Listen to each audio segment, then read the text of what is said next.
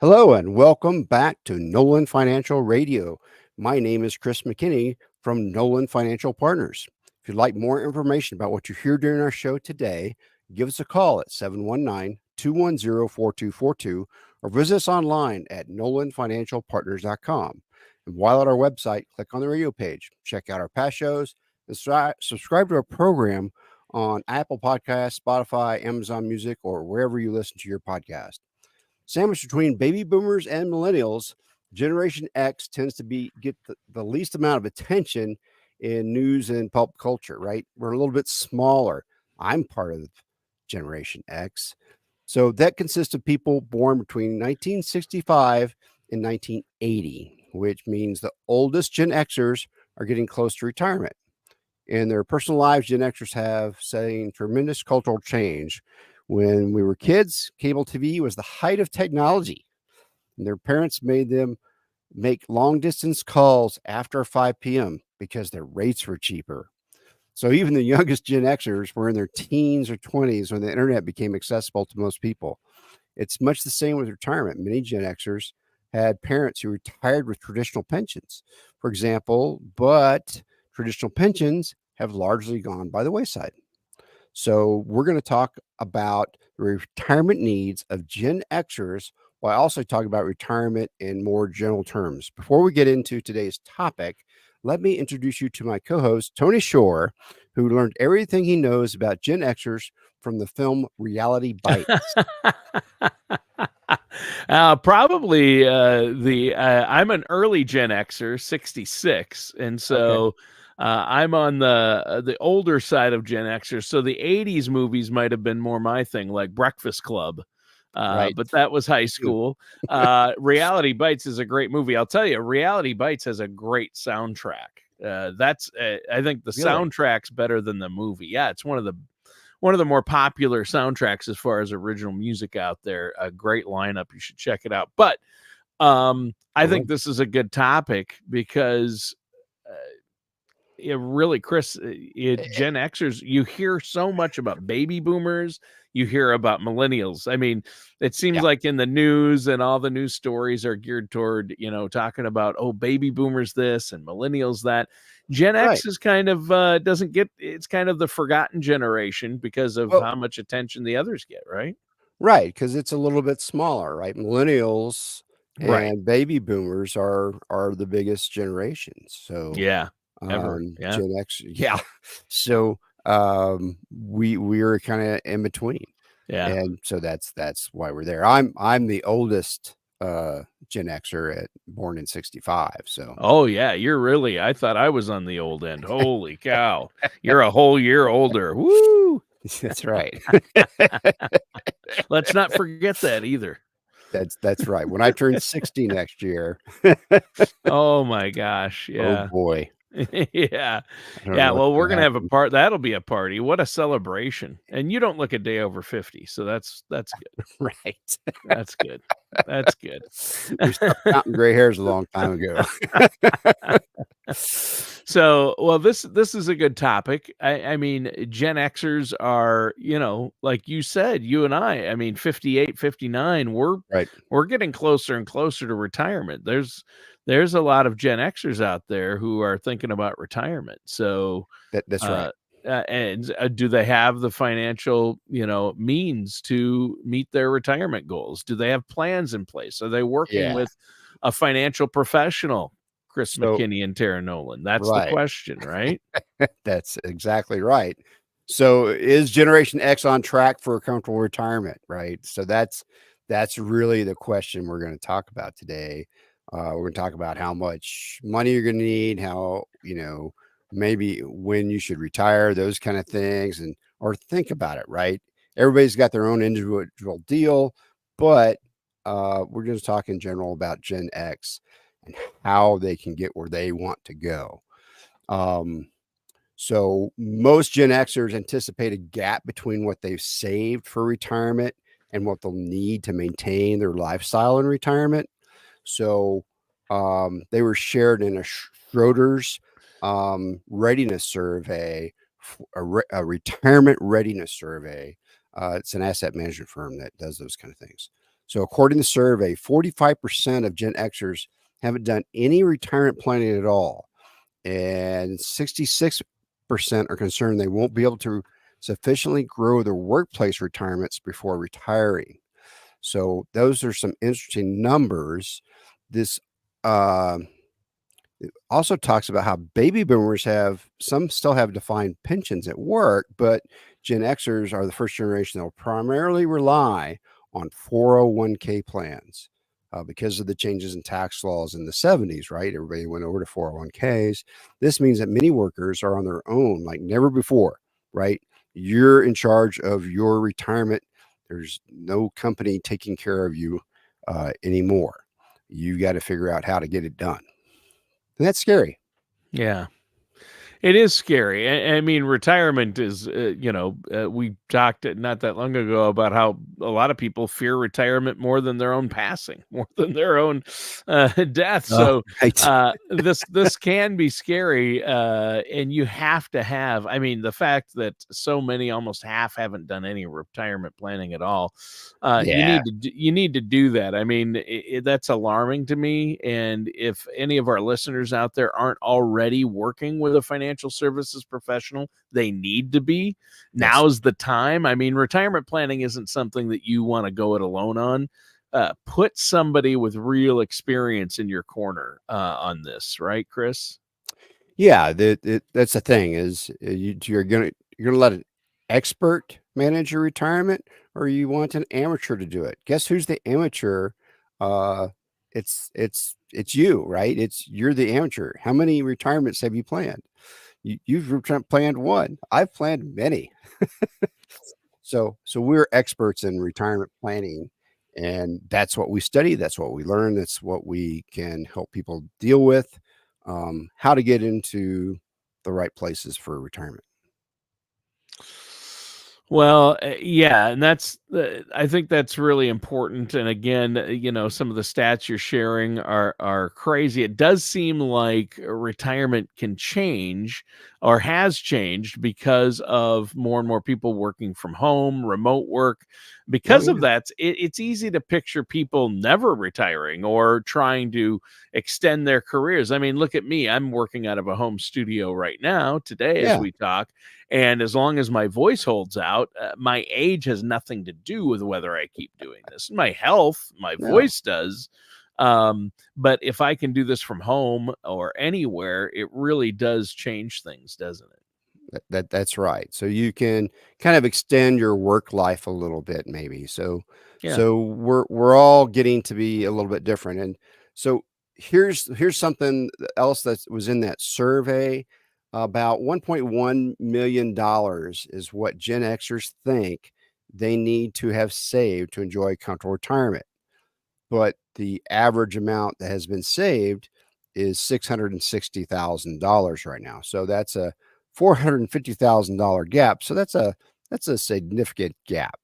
Um, Good news is most Gen Xers have time, right? Hmm. They have time to work on it. Yeah. So, our ability to earn money is less rigid, as you mentioned, and so we can work in different places. We can have a more fulfilling career because we don't get into office politics quite so. We don't get entangled in them as quite as much as we used Right. to, It's right? true. Because we don't have that guy in the coffee room, stealing our coffee. We steal the coffee in my house.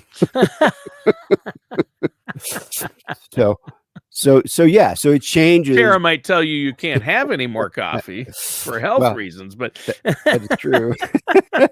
Well, Tara has gone caffeine free, and oh she's been no. caffeine free for Mm. almost 2 years now. Now she'll And still you're have some still able to live caffeine with her. So that's occasionally, but yeah, yeah, right.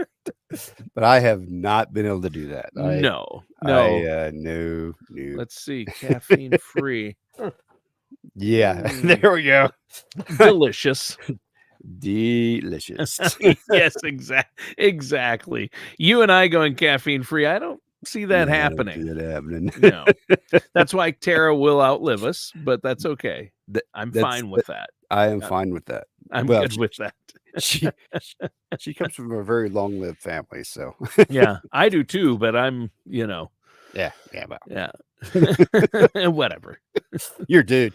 My pizza intake has negated that, I think. Oh yeah, that could do it. So Gen Xers face unique challenges that their parents didn't face, right? So that's the difference. So you can't go off of maybe what you learned before because things have changed. Yeah. Since the dot-com crash at the beginning of the century and the 2008 financial crash, then the pandemic crash, these are significant disruptions that negatively affected Gen Xers savings and retirement. Yeah. So they called the 2000s the Great Recession for a reason. Yeah. So all the money that we were saving during that time did not work very hard. So it's really necessary that they start really concentrating on building that wealth for retirement now, when things have been going a lot smoother over the last few years. And so we can't you can get it done. Okay, it's possible, It right? is possible. It's possible. So Right. baby boomers were able to build a really big retirement because the 90s was gangbusters and they Boom. had a bunch of money in the market, right? 90s boom, right? From 90s like boom, the mid 80s on, right, that's when that was the boom time, right. right? So, And yeah. and so a lot of people that retired in the late 90s had significant amounts of money. Now, if they didn't manage it right, they lost it in the 2000s. But hopefully they were working with somebody that knew how to preserve the wealth, right?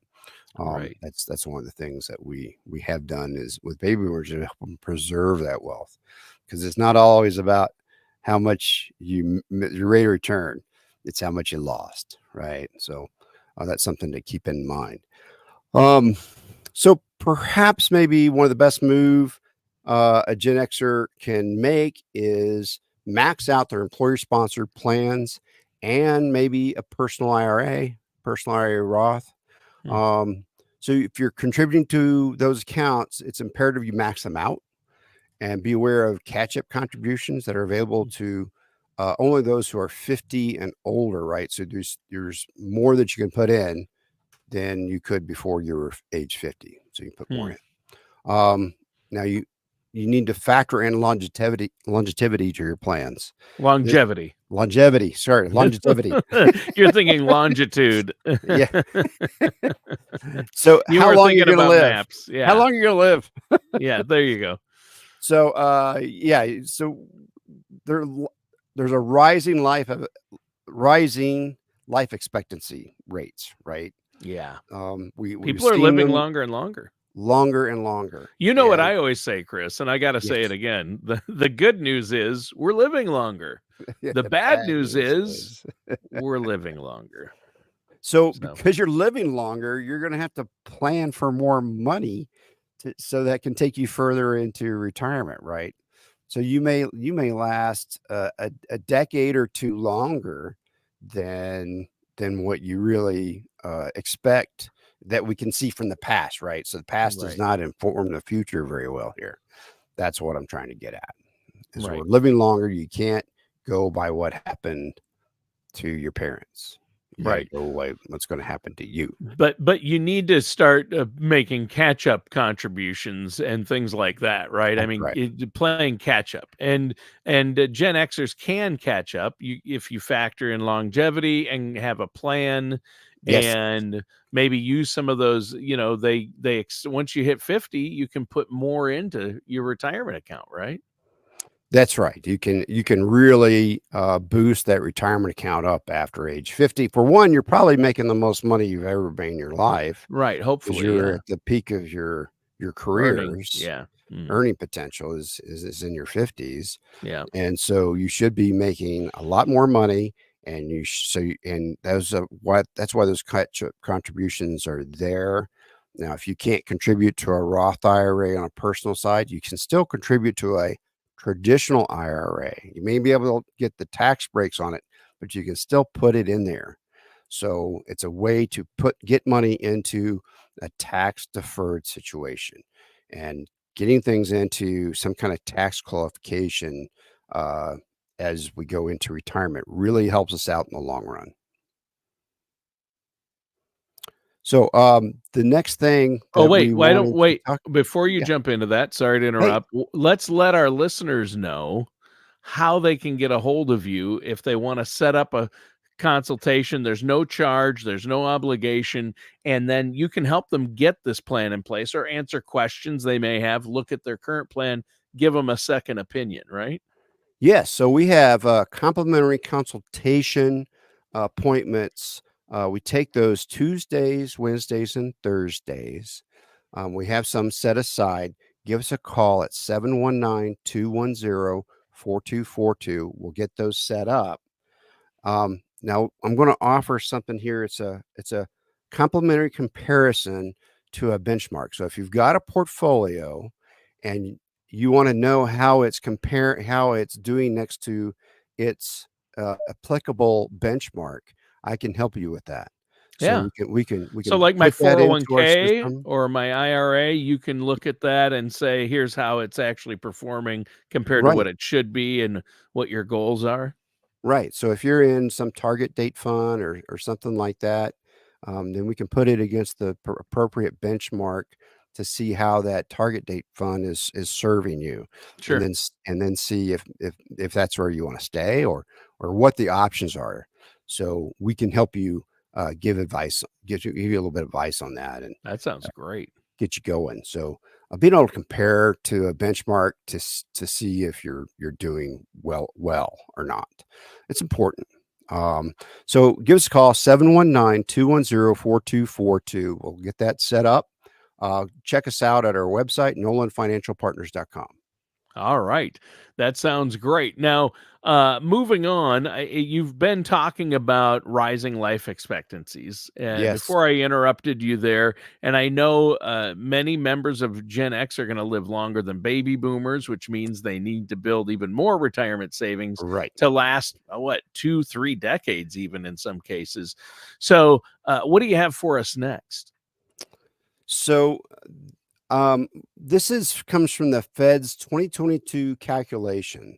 And so the average retirement savings broken down for people aged 55 to 64 is $538,000, right?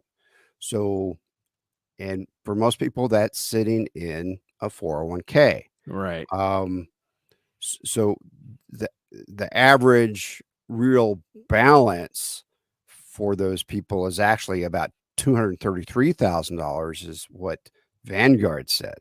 So Wow.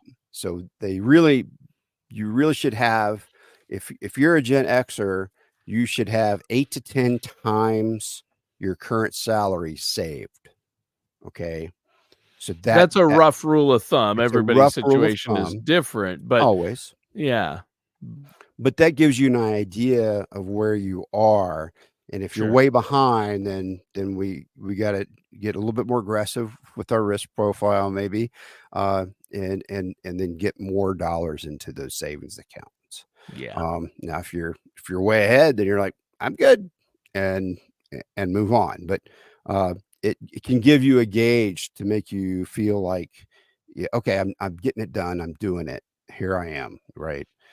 Okay, I don't have it done yet. Let's get to work and figure it out. So Yeah.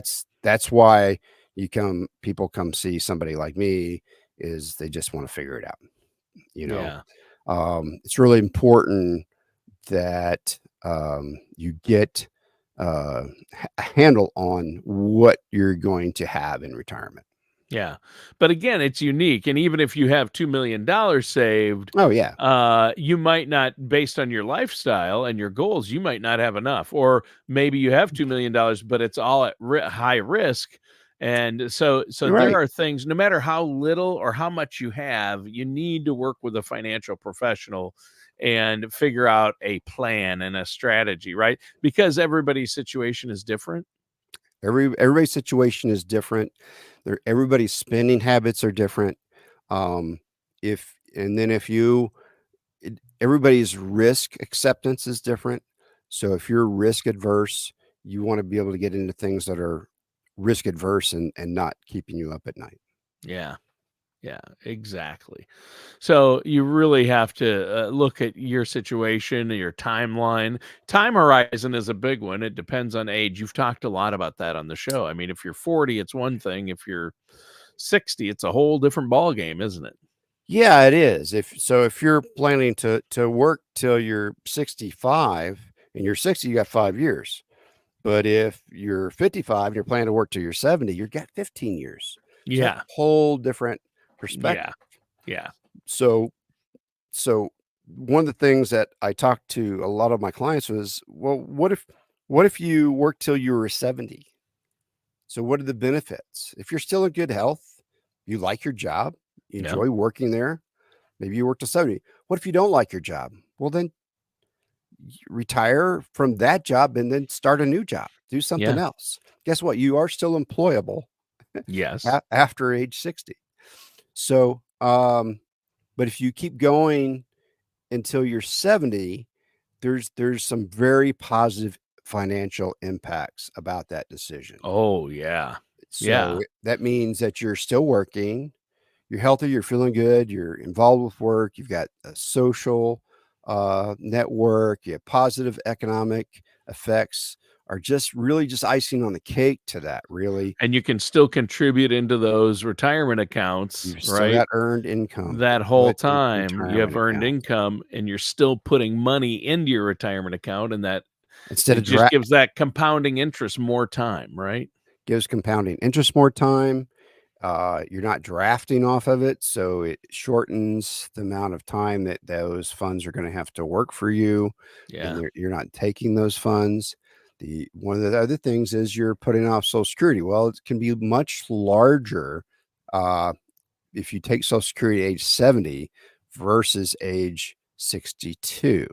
So they increase by about Social Security increases by about 8% every year you hold off filing after age 62 and take it at 70. So 8% a year. Who has a guaranteed income, Return on their money return on their money of of 8%? 8%. That's So pretty good. That's better so than you're gonna pretty get with good. any CD or other safe money option, right? So, That's right. Now you may yeah. be maxed out, and so it's time to take it at your full retirement age, and then that's what it is. So, but that's what you just need to know what the numbers are. Yeah. Um, so if your health is good, you got a family history of longevity, you're still happy at work. Wait until age 70 to file for Social Security. You've got those extra 3 to 5 years that you're not drawing from your retirement plan. Um, there's just no financial incentive to stop working. Yeah, I Um, mean, if you like your job, that's the key or thing. and your physical health, you can manage it. If you don't have Right, health issues that uh, keep you from doing your job, then for most people, a lot of people now are working past their full retirement age. They're right, working past. They're not all retiring at 62 and 65. A lot of people are waiting until 67 or 70. I know my neighbor retired at like 72 because mhm, he wanted that extra money, and his wife was a sure, lot younger, so they needed his health insurance. He had government benefits, and then he retired with his pension, and they did really well, and he was in good health, so why not? And he didn't mind what he did. He's happy to be retired now, but I'll tell you what, it didn't cause any trouble for him to keep working a few extra years. I mean, oh yeah, yeah. and he probably used those catch-up contribution rule to get more Yes. money into his 401k. There's also a catch-up contribution rule for personal IRAs. It's Oh. $8,000 for this year, Oh, wow. so that's a lot more money. So it's $1,000 more than younger workers, right? So that's what we talk about when we talk about catch-up contribution. It's what's more than the people that are under age 50. Yeah. And so, for a 401k, it's $7,500 more that you can put in than somebody that's under age 50. So you can really boost your retirement later in years when you're making your most money and you're probably settled into your financial outlook and you're making it's just the best time to save Yeah. money. Yeah, of course, we're not telling people, hey, you have to keep working. Some people retire in their No. late 50s. And if you've Right. saved and been diligent and worked with a financial professional like yourselves, Chris, I think a lot of people like to retire earlier too, so they can spend more time in retirement. But the more time you spend in retirement, the better your plan has to be and the more income you're going to need. So That's you right. have to have that plan in place. And I think that's the kicker. And you mentioned Social Security. That's a huge one because you've got to maximize Social Security. It's such a big part of retirement income. No matter how little or much you have, Social Security is the foundation. Why not maximize it? And speaking of reports, you had that report run to see uh, if your investments are going to live up, if they're meeting the standards they should be, and Right. going to actually achieve the results you want. You also have a report you can run for our listeners out there that will tell them when to file for Social Security based on factors like when they want to retire, what's their full retirement age, things like that. So to get these personalized reports run, to see where they're at, to see how to maximize Social Security, I know you don't charge to run those reports and you do Nope. set aside some consultations. Before we go, let's talk about those consultations. How can our listeners set that up? And when do you set aside the time for those? The best way to reach us is to give us a call at 719-210-4242. We'll set up complimentary consultations. We do those Tuesdays, Wednesdays, and Thursdays, and we're pretty flexible with our time. If you're still working, we can do something that's after work, not a big deal. Give us a call at 719-210-4242. If you want to learn more about us, check us out on our website, nolanfinancialpartners.com. You can listen to past radio shows out there so you can learn more about various topics. You can scroll through there and click on some things. I really enjoyed meeting with a new client last week that they had gone through the radio programs on the website and listened to a bunch of them. Oh, wow. It really advanced our conversation, right? Because they already kind of understood our philosophy and things. And so they're like, okay, here's what we want to do. I'm like, oh, okay. We know about you. Here's what we Yeah. want to do. Yeah, those are Okay. that's what you call a qualified client there because they come in and Yeah. they already feel like they know you and they've listened to what we talk about and what you do there. I Yeah. think that's fantastic. Now, were they listening to the audio of the shows or did they watch the videos? Because I would be surprised if after seeing our faces, they still came in and met with you. I don't put the YouTube videos on the website. We just do audio. But that way they can listen to it while they're in their cars or Sure, sure. whatever. Yeah, yeah, So that yeah. way they can just like choose I'm your just like, radio wow, after program, right? seeing us, they still wanted to meet with you. I'm kidding. I'm kidding. So But that's great, Chris. That's fantastic. All right. Well, great show today. And thank you for all the great information. Listeners, that does it for today's episode of Nolan Financial Radio, right, Chris? yes, it does. Join us again soon for another episode of Nolan Financial Radio.